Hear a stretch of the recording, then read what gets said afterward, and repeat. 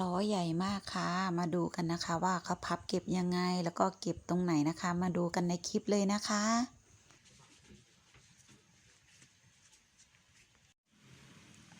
พาน้องฟ้าใสมาดูเครื่องบินนะคะ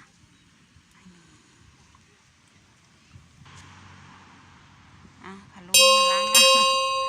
ไปหนึ่งเดี๋ยวพาไปดูใกล้ๆไปไหม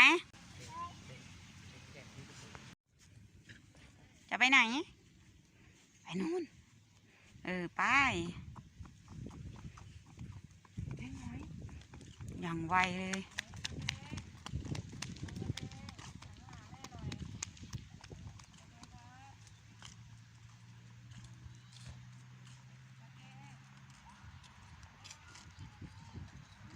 ใหญ่อะ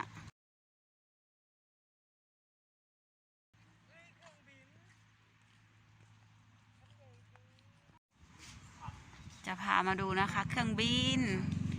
เวลาลงจอดเนาะเขาเอาล้อขึ้นยังไงไหนอะมันพับล้อมันก็จะพับขึ้นไปแบบนี้นะมาดูไม่เคยเห็น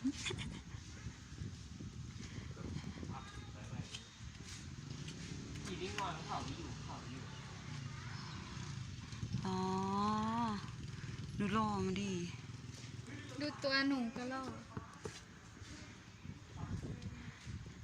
ล้อใหญ่มากนะโอ้มันมีล้อแบบตรงนี้ด้วยทั้งคางด้วยแต่เวลาแบบมองอ่ะมันเหมือนแบบลำน้อยๆแล้วก็วิ่งขึ้นเอาก็มันไก่ไงหนูนี่คือละ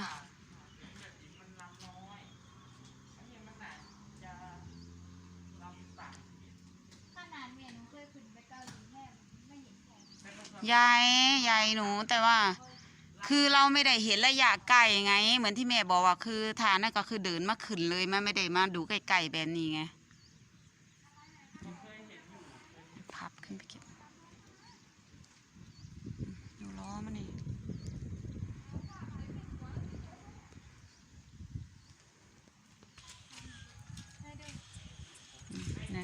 นี่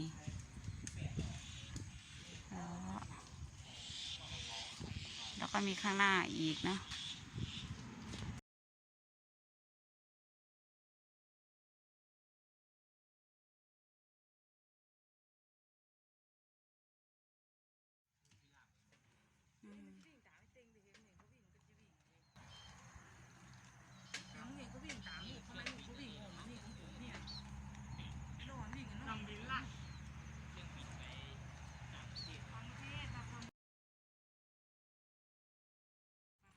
ไปไหน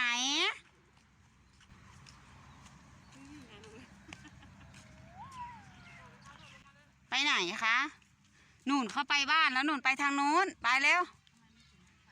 ไปหาพี่เติ้ลนู่น